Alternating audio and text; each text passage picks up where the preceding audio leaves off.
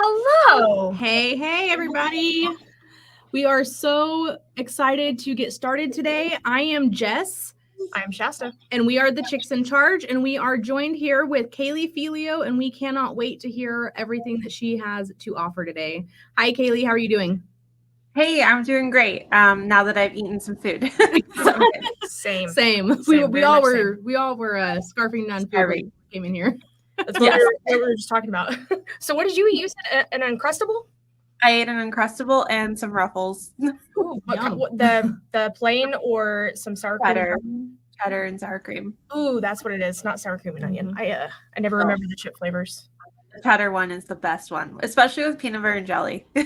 Oh, I'm sharing our video really quick, so give me a second. I'm wanting to make sure because I forgot to invite a bunch of people that we still get our reach. Repost. There we go. Ta-da! And I just found out that we're apparently broken down from Jess's Facebook. If you want to go share it real quick too. Yeah, I'll go share it real quick. I don't know why we broke it. Uh-oh. Live. Click here to reconnect. That's okay. Try again. Okay, well. Oh, well, I'm not worried about it. Okay, we'll fix it afterwards. I don't know why it's broken, but we'll fix it later. So, welcome everybody. Welcome, Kaylee. Would you like to give a little intro to our viewers today of who you are and what you're about? Yeah, so I'm the sales and marketing manager with Parts Edge. So I guess I go by the Parts Girl. A lot of people know me for the Parts Girl. And only. Yes. And yeah, I'm a wife, I'm a mom, and I've been in the auto business for I guess about 10 years now. Wow. Where did you start in auto? Parts Edge is really all I've ever known and worked for. I left them for about a year, almost 2 years, kind of. So I counted as 10 years, but I left for like a year. Right. Yeah. Okay. All right. So can you tell us a little bit about like what Parts Edge does? What do you do with them? Give us a little bit of background there. Okay. Yeah, we're going right into it. Yeah.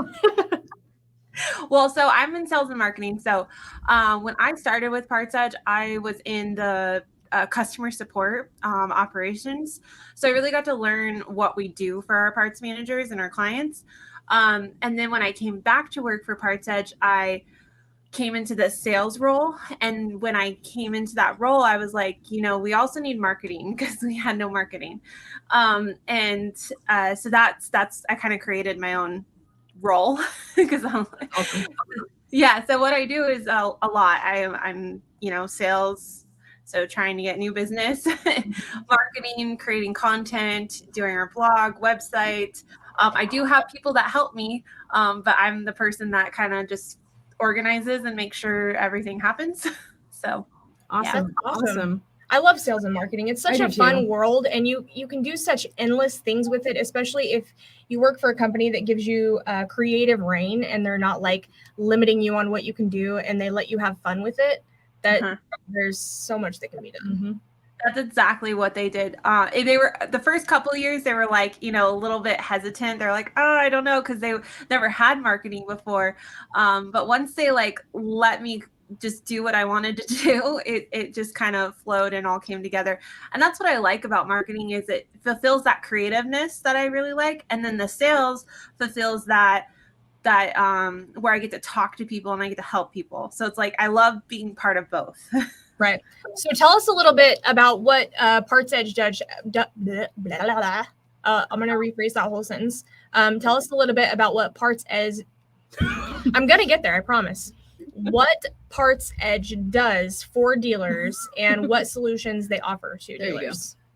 Oh, okay. So that is a super broad question because we do a lot for different levels of parts managers. So whenever I talk to a dealership, I always like to find out, okay, what are your needs? What's going on with your operation? Where is your parts manager at? Is he or she seasoned? Are they brand new? They have had no training, so that what we do is different, but I'll try and broad it to save some time. Essentially what we do is we're helping with data. So there's a lot of data involved in managing a parts inventory. And the DMSs do a great job housing all of that.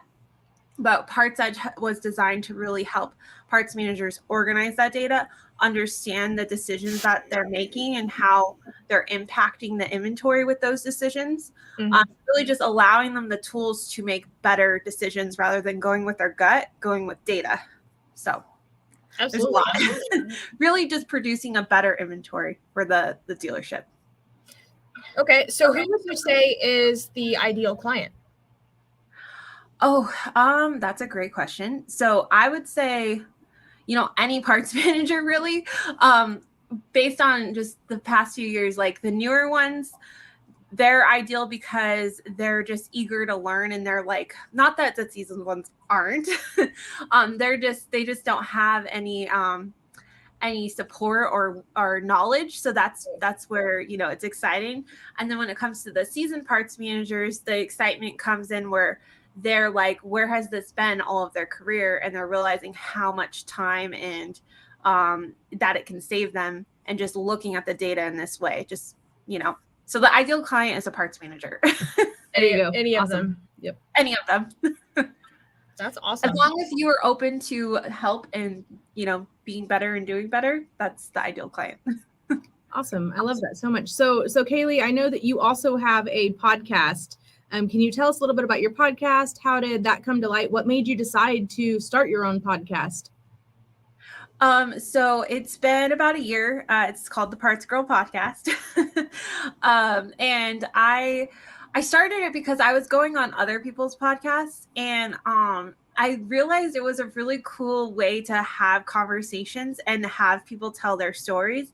And I wanted to do that for other people. So it kind of gets people out of their shell to really just open up and share their experiences, because everyone has a story and experience to share. And I wanted to create a platform to do that easily. So it's been fun.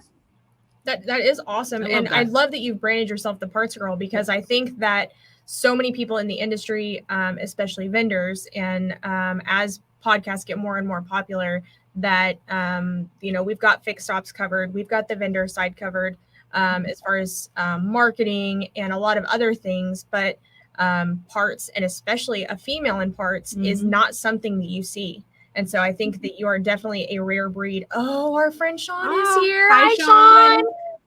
I love Sean. So you're definitely a one-of-a-kind breed. And I think that that is just, you are such a pillar to other young women out there, especially any of them that are in parts, even fixed ops, anybody who's just on that side at all, service parts, and even in sales. I mean, any young women who's doing this, young woman, there we go. Words are not my friend today.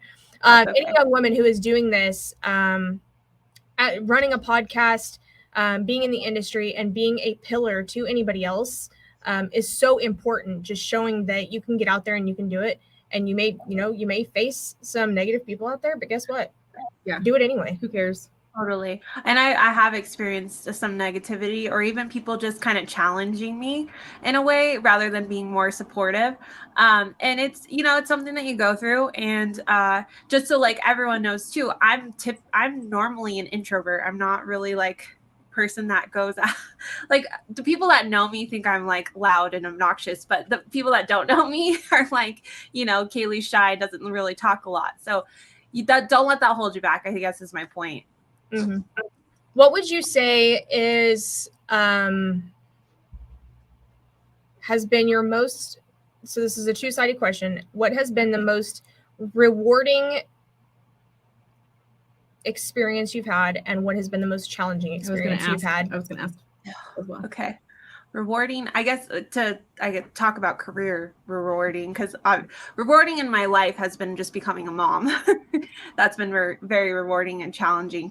But in my career, the most rewarding thing, I guess, recently is I was really just seeing everything come to fruition, like all the hard work and the constant just knowing who Parts Edge is such a hard thing when you're in sales, because they're like, I don't want to talk to you. I don't know who Parts Edge is. But now it's like people are recognizing the name, and they're like, oh, I'm curious, what is Parts Edge? So that's been super rewarding to see, and just all the hard work coming together. So it's been a lot of years of just like, am I doing this right? Is it going to work? Yep. Yeah, and then challenging, that was the other side of the question, right? Oh, challenging. I would say the challenge is working on my confidence. I think that I let that get in the way sometimes. When I know what I'm talking about, I kind of get in my head. I'm like, well, maybe I don't know what I'm talking about, especially when someone challenges me. It's just one of those things that it's constant. You have to work on your confidence. Some people are really, really naturally confident, I think, but I have to work on it. I'm like Shasta can go and talk in front of absolutely anybody. She can screw something up, as we've seen. Like her words will get stuck together or whatever, and like she just bounces back from it, and I'm like, I'm not coming back from that. I'm like, I'm just done. Like I give up. So I get that, because I've been in that boat too, and I'm like, I have no idea how she does what she does most of the time, because she'll go toe to toe with a grown man when it comes to data and BDC stuff, and I'm sitting here like, yeah, I know the data says this, but I mean, is it right? Like, if I say this, am I going to be wrong? So I do that too. I think some of that's like imposter syndrome, Kaylee. Like for me, I didn't come from a dealership background. And I know that was the same for you. You weren't born in a dealership. And with Shasta, she was. So she has all of that knowledge and all of that history behind her, that sometimes I'm like, oh my God, this girl, she blows my mind. Like she's, so my point being is that I feel you. I know exactly where you're coming from, but this one over here, she doesn't, confidence is not her weak spot at all. It's funny that you guys say that, because I still have those times too, where like, I wonder, I mean, all the time, especially anytime we have struggles out there in the BDC, and, you know, where, you know, we just can't seem to get the team to do what we need it to do or whatever. And I'm like, damn it. Like, am I in the right freaking position here? Am I in the right industry? Like, am I doing what I'm supposed to be doing? Do I even know anything? Am I just making all this crap up? Did I just pull this stuff all out of my butt? It's imposter syndrome. It is. It's imposter. Yeah, it totally is. Because I feel like, I don't know. I feel like I'm always trying to learn more, but I mean, how do you know when you've learned all there is to learn? Like, you don't. I mean, you never do. You never can. I think it's like, we feel like we have to, well, I'm talking for we, but I'm talking about me. Like, I feel like I want to be right. So when I'm sharing what I want to share, I'm like, I want to be right. But I think the whole point is, when we're talking about things, no one's ever really right. It's just our experience that we're sharing and what we have seen worked. So even if the other person isn't seeing that it could work for them, it doesn't mean that we're wrong. It's just, like, I don't know. I don't know. Well, and I think that something that the three of us have in common, that is crazy, because we had this exact same conversation with a member of our team yesterday, is the confidence automatically gets diminished, and the imposter syndrome is automatically there, because in sales, and when we're doing these jobs, we're 95% of the time, when we're calling parts managers, when we're calling service managers, when we're calling general managers, still, even with as much change as the industry's had, 90 to 95% of the time, we're still talking to men that are older than us. And when that happens and they hear our voice on the phone, they automatically assume we don't know what we're talking about. And we know that. We know that going into it. No matter how much we know what we're talking about. Right. We know going into it that they know, or that they think they know, we don't know. Right. But they may not even think that. It's just us, like, exactly. It's 100% in our head, but so many of the times we trick ourselves up, or trip ourselves up thinking that, and trick our minds into believing it, that we stop ourselves. Yep. Yeah. And that diminishes our confidence. We had a member of our team, like, literally have a mental breakdown yesterday over anxiety, because she does B2B calling. And she's like, it's so hard to call service managers sometimes, and call general managers, and call and do this thing. And sometimes I don't know that I know what I'm talking about. And they ask me more questions and I don't know. And we're like, okay, well, we'll teach you. Like, we'll teach you as much as we can. But guess what? They don't know you don't know. Yes. They're probably not going to remember you. So you could call them in a couple of weeks and try again. Absolutely. Right. Yes. Yep. And so it's all about just smiling while you dial, because your main job is to get them on the phone with the next person. Yep. I mean, it's with us anyways. Like the B2B stuff, they're setting up demos for companies like yours and stuff like that. And so they're setting up those calls for the next person who does know what they're talking about. We're just, we're the middleman, and your job is to be that happy, exciting voice that makes them want to talk to the next person. So it's okay if you don't know what you're talking about, but either way, don't let them know that. They don't have to know. No. Yeah. And I'm assuming their job is to just get the meeting scheduled. Yes. Yep. Yeah. Yep. So Kaylee, you kind of touched on this earlier, but you mentioned how with your personal life, being a mom is the most rewarding thing that you've ever done. How do you, I know that you have a little girl right now, and you are pregnant. Congratulations with your second baby. That's super exciting. Tell us how you're balancing like that work-life balance. How do you, and you work from home. So you don't even work at the office or headquarters anywhere. You work from home. How do you balance that? I mean, I remember whenever I worked from home, it was crazy trying to balance my kids and my dogs barking and whatever else I had to do that was a distraction during the day. How are you balancing everything? Are you? Well, I don't really even know what balancing means, because some days I feel like I don't do everything I want to do or that I think I need to do.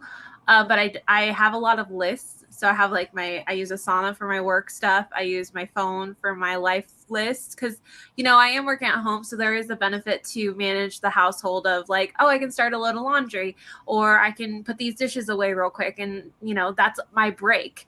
But, luckily I had some help, so I didn't have my daughter with me.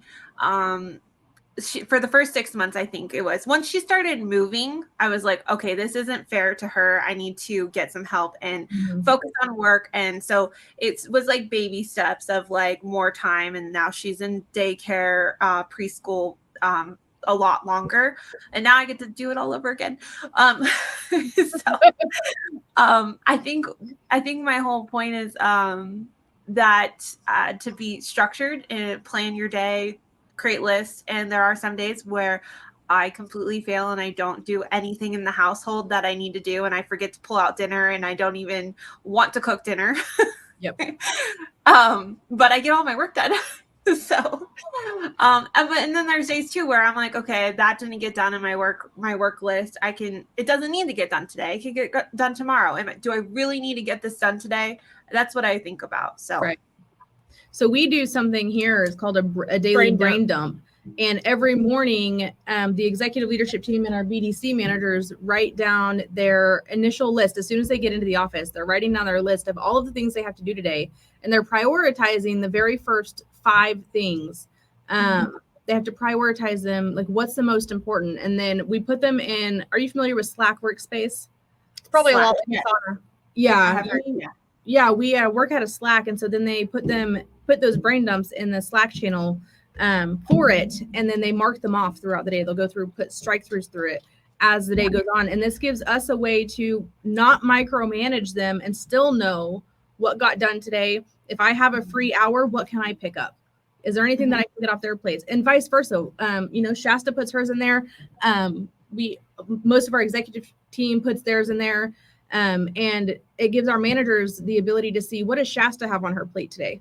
What can I get off of Shasta's plate? Is there anything on there that I know how to do that I could do for her because I know that she's busy, and vice versa? So it's a really cool thing that we do that Robin actually taught us. My brain dump is rocking the dealer knows summer camp. Oh, I love that. Oh, with paid organic social. I bet she did. I bet she did. Yeah. I really like that, because I think it probably holds you guys all accountable too, right? Because other people are seeing it. And then, like you said, you can help each other out. I really like that idea, because I feel like I kind of do that like the night before I kind of plan out my day. And then some days I'm like lazy and I'm like, okay, I'm only going to do what I want to do today, even though I should probably do this hard stuff. So that's where the whole balance thing is. Like, it's okay, because that day I couldn't give my all. I was too tired or whatever. My brain wasn't there. Yeah. So when you're not momming and you're not doing the podcast and you're not working, what do you guys do? What do you do in your free time? What do? We do a lot of off-roading because that's a big thing out here in Arizona. There's a lot of trails. I'm really close to Sedona, and there's a lot of rock crawling and really cool off-roading trails. There's a lot of hiking trails too, but we tend to do the off-roading ones because they're a lot funner. We do all the off-roading and we used to do all the off-roading and stuff too. We had a Jeep that we would go in, and I forgot about the Jeep. Then my husband flooded it, and I had my third baby, and we didn't do it anymore. There's too much. Yeah. Too many cars to get back into it. It was a lot of fun. It was like every weekend. It's a lot of fun. Yeah. Cause I would say that I grew up off-roading, but I didn't grow up off-roading vehicles. It was more 4-wheelers and dirt bikes. Well, we didn't really do dirt bikes, but 4-wheelers and three-wheelers.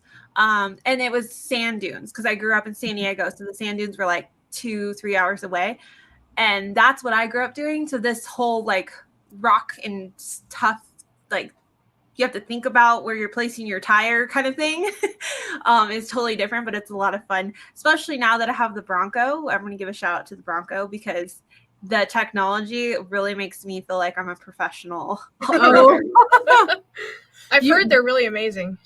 Do you go off-roading in your brand new Bronco? Yes, I do. No. Oh, it's so dirty right now, actually. But they handle really well off-roading?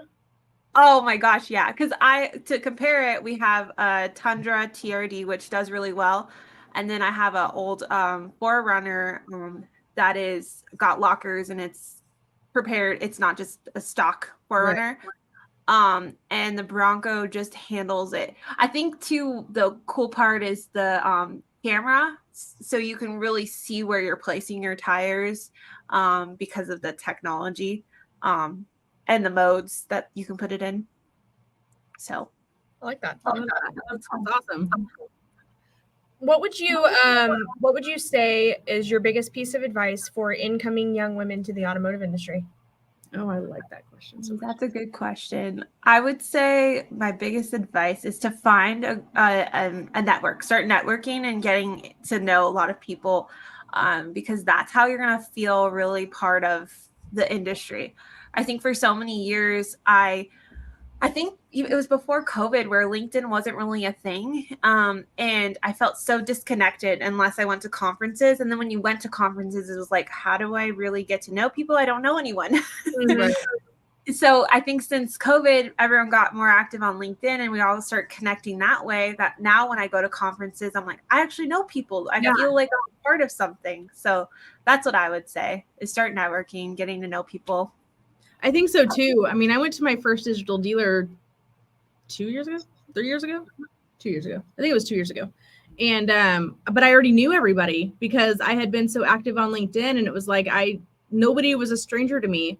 Yeah. And you would have thought that we had known each other in our personal lives forever. And I'd never met any of them face to face, but it was so awesome just to be embraced the way that I was and to be as welcomed as I was. And nobody asked any questions. Nobody looked at me as I was a stranger. It was just all hugs and, hey, how are you? How are you doing? How's life? How's the kids? And I'm like, wow, these people know everything about me. It was just crazy. It was awesome. And it was such a family and I love it.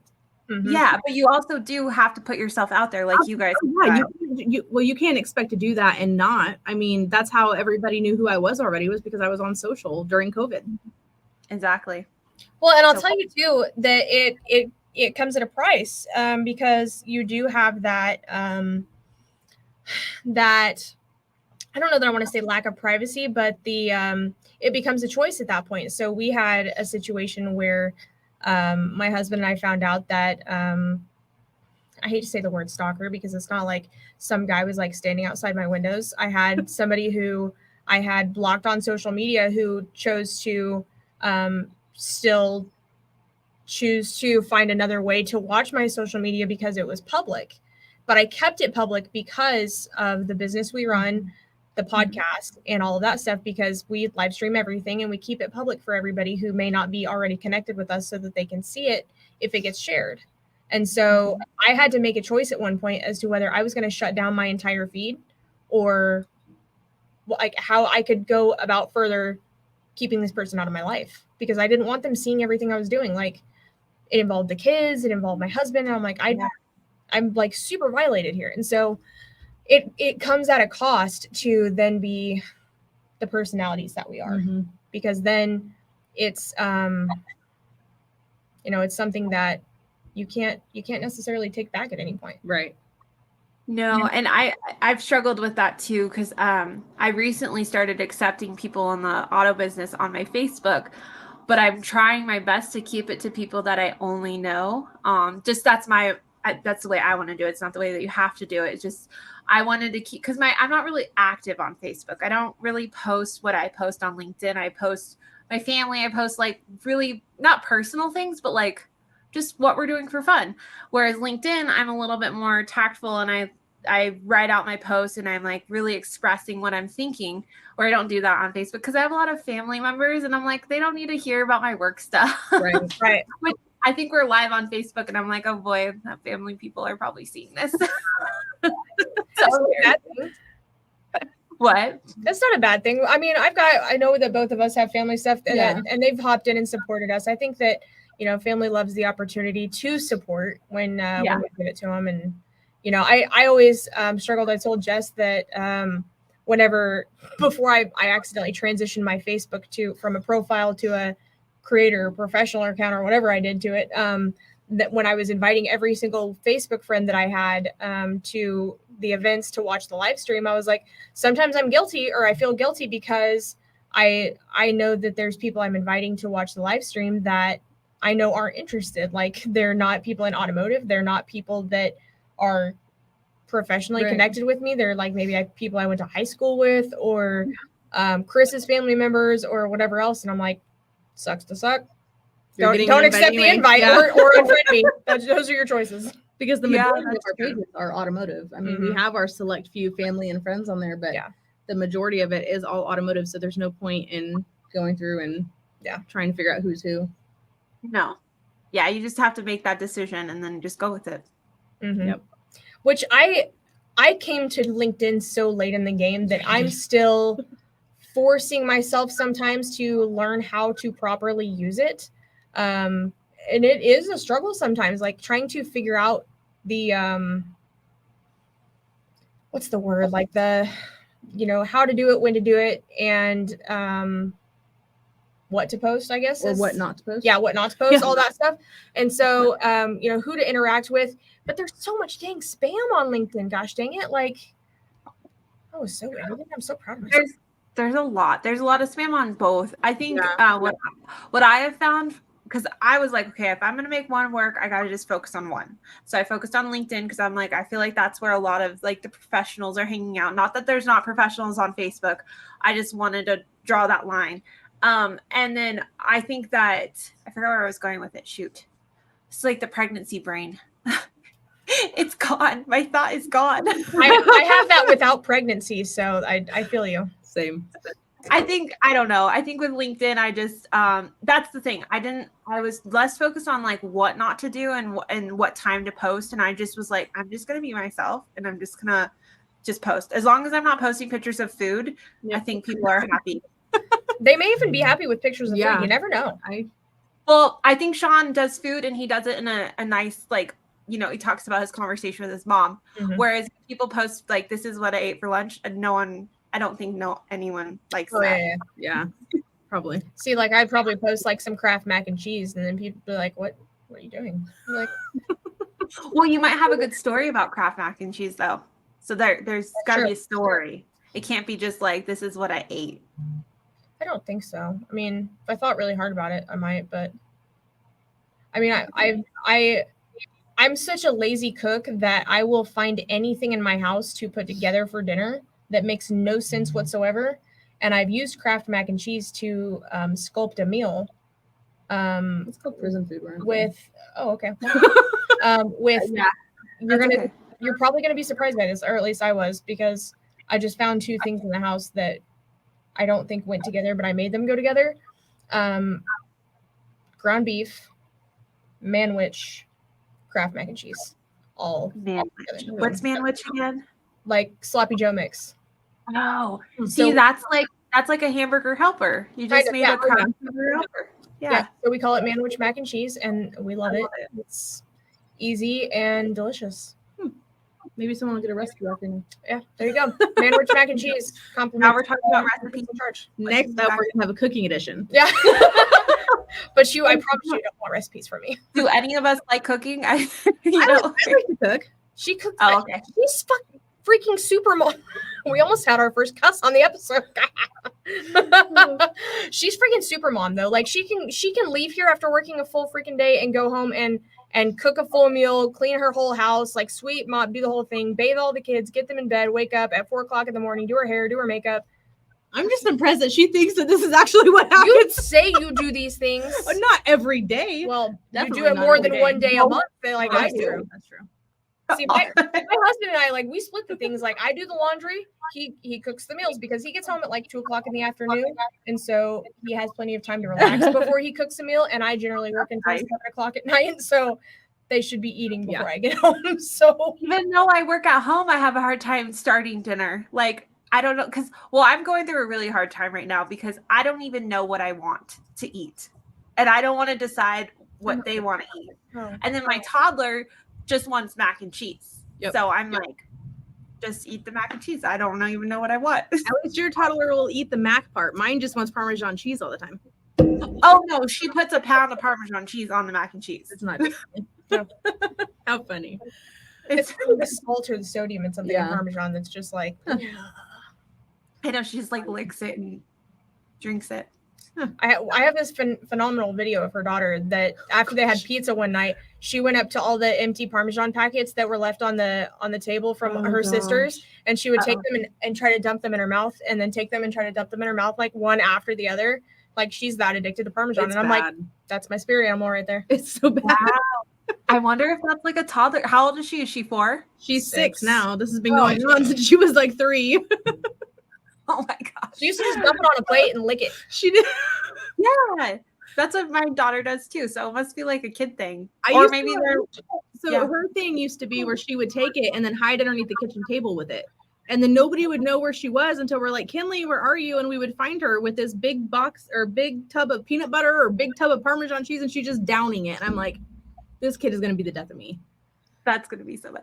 I used to do that. I don't even know if I want to share it. Now you have to go for it. They couldn't leave the butter on the table when I was a kid. I used to like eat butter. Oh gosh. Interesting. So disgusting. Salted or unsalted? I think my mom would buy salted. So. Okay, I could get that. I don't like unsalted, but I like salted butter. No, but I do know the piece of the clip that we're gonna clip out for Kaylee for promotional purposes. I love butter. I don't really love butter. I mean, like now when I use it, I use a normal amount. I'm trying to think. So everyone knows. I have. I mean, like when I was a kid, my mom took me to the doctor because I ate an unhealthy amount of spaghetti. Like that was all I would eat. All I would eat was spaghetti. But I've been a picky eater my entire life. You eat is pasta and Chinese now. Yeah. Well, in spaghetti, you get protein, you got some vegetables. So I think that's a good meal. Yeah, but I've been a picky eater like my whole life. Like I won't eat any fruits or vegetables now still. So that's the only way I'll eat them is if they're blended up in pasta sauce. Okay.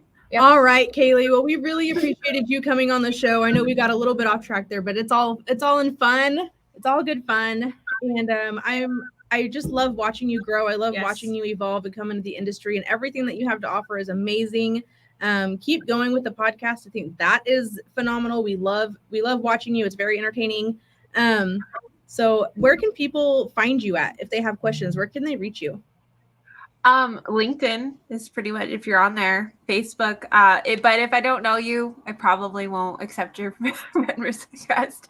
But yeah, you could go to partsedge.com. My calendar's on there, my information's on there.